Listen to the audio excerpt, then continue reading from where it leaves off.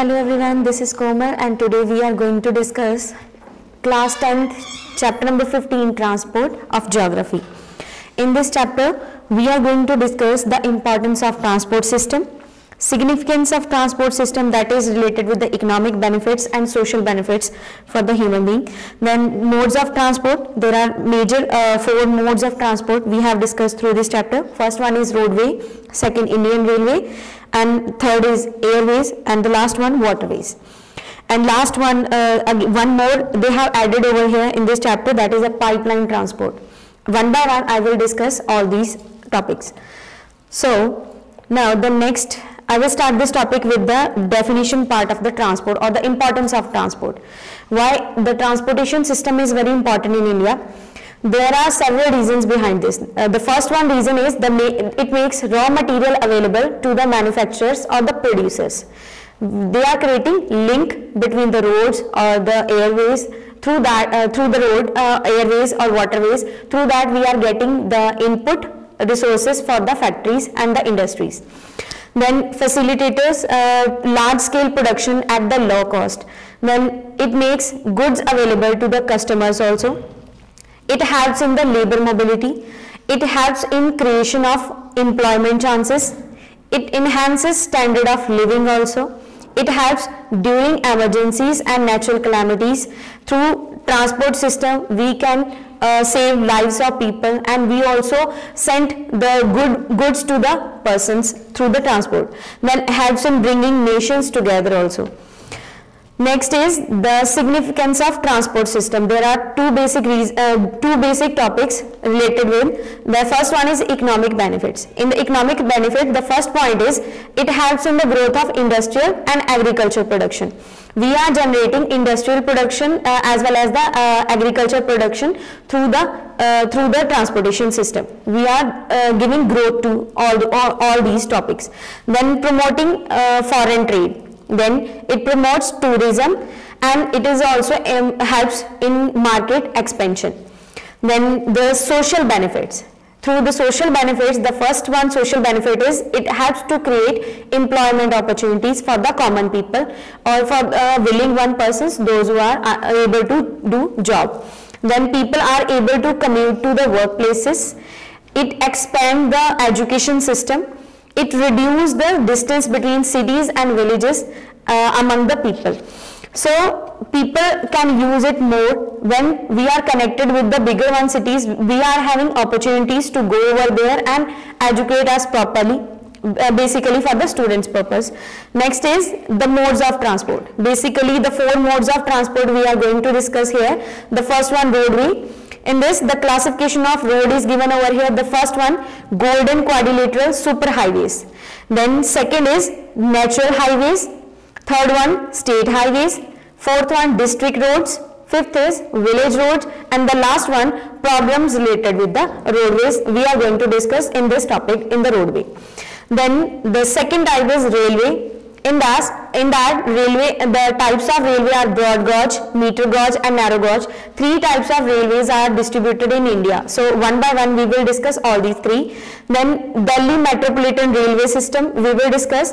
Then importance of railway and problems related with the Indian Railway. Third one type of transportation is airway. In this we will discuss about the classification of airports.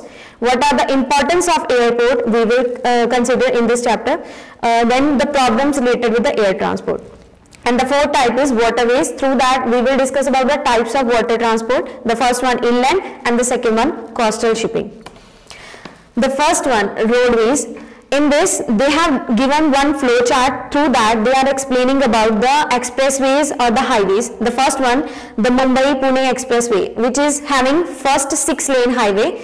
It is located in Mumbai, Maharashtra, and this expressway expanded from the Yamuna to, it is in the 6-lane expressway to reduce travel time between Delhi and Agra. Its location from is New Delhi to Agra, the distance. Then the next one expressway is the Ahmedabad-Vadodara Expressway. It is a 4-lane expressway, and Ahmedabad-Gujarat location is given over here, Ambala to Chandigarh Expressway, 4-lane. The one picture I have mentioned over here, in this picture you can see the expressway or the highway authority logo. Then next one is Delhi Gurugram Expressway, that is a part of Golden Quadrilateral Highway project. It is linked with Delhi, Hyderabad to Telangana, and Hyderabad Elevated Expressway, it is of 11.6 km, and it is connected with the international airport at Shamshabad. Then next one is Noida, Greater Noida, that is 4-lane expressway. It starts from the Noida area, Chennai to Tamil Nadu, Chennai Bypass Expressway, it is located over here. Then next one, Delhi Noida Direct Flyover, it is a 8-lane tall expressway, its location is in Delhi. Next, Hesur Road Elevated Expressway, that is connected Bengaluru and Karnataka. Now next one is railways. The basic Indian Railway is India's national railway system that is operated by the Ministry of Railway. We are giving short form for the Indian Railway as IR. The logo is given in the picture, you can see over here.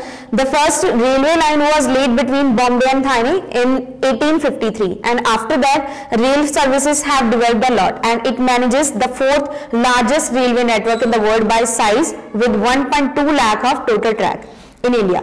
Then 49% of routes are electrified now, and while 33% are multi-tracked. Types of railway gauge, there are 3 types: broad gauge, meter gauge and narrow gauge. If we will talk about the broad gauge, it's having width of 1.676 meter. Then next one, the meter gauge, it having width of 1 meter. Then the next one, narrow gauge, it is having width of 0.762 meter.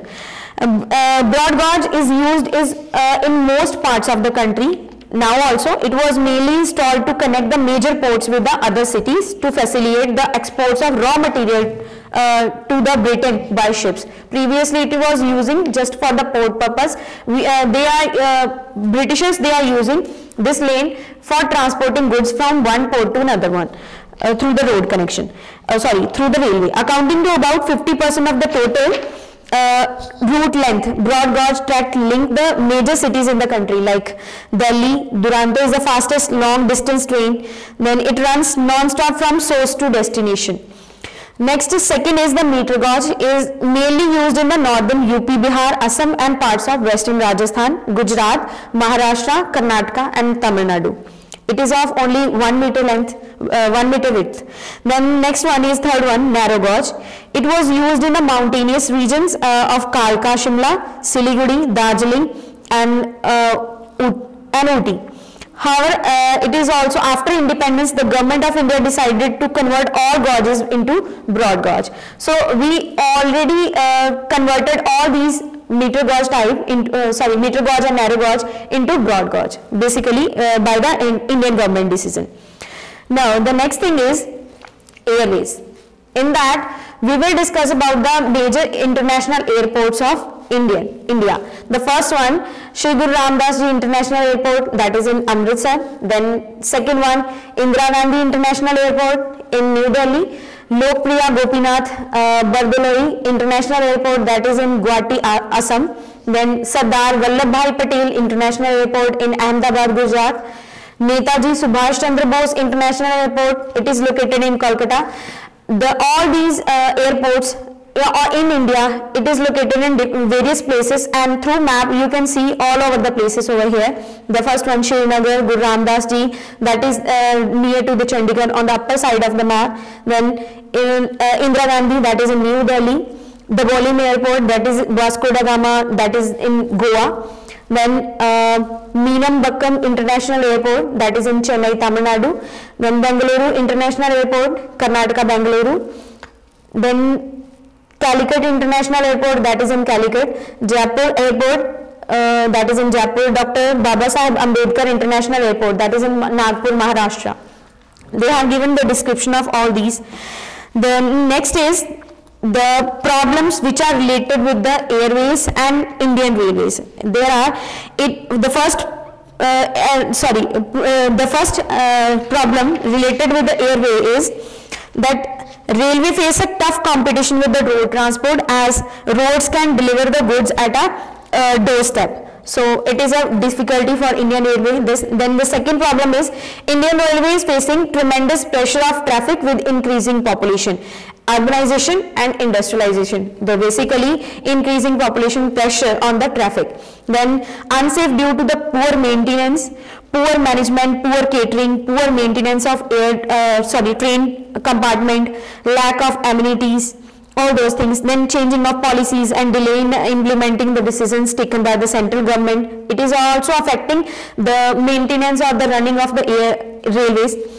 Obsolete machinery, tracks, equipments are cause of major accidents which are happening due to the carelessness of the government policies. Then electrification of railway has resulted in heavy increase in consumption of electricity. It is also creating problem nowadays. Increased traffic rates, railway also consume a lot of diesel, and the increase in prices adversely affect the finances of railway department. Then next is the airways problems.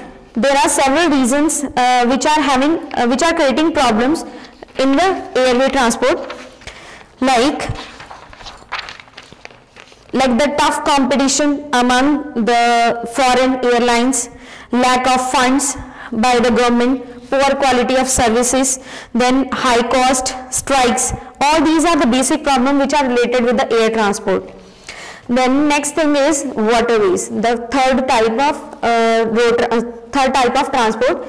Waterways, what is the importance of waterways? It is the cheapest mode of transport, especially in India, and India has a long coastline of 6,000 km approximately per second, and inland navigation waterways of 14,500 km in length, which comprise rivers, canals, lakes and backwaters. The good one advantage, it is a fuel efficient and environment friendly mode of transport. They are most suitable for carrying heavy and bulky goods. Despite all these favorable conditions, water transport in India currently provides for only about 1% of the total transport of the country. Then next is the last one, the pipeline transport. In this, we will talk about the pipeline transport. One map I am showing through the screen. In that, they have given the crude oil or LPG pipelines of India. Through that, they are transporting the oil and LPG gas to the various parts of India. And it is a most convenient, efficient and economical mode of transporting liquids like petroleum products, natural gas, water, milk, etc. And even solids can also be transported through pipelines after converting them into slurry. There are several advantages of pipeline. The first one is they are ideally suited to transport the liquids and gases, and the pipelines can be laid through difficult terrains as well as underwater also. It involves very low energy consumption and it needs very little maintenance.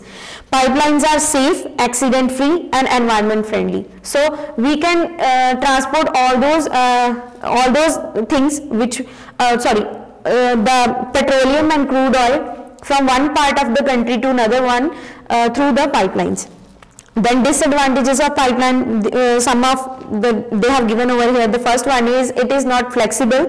It can be used only for a few fixed points. Its capacity cannot be increased once it is laid. It is difficult to make security arrangement for the pipelines.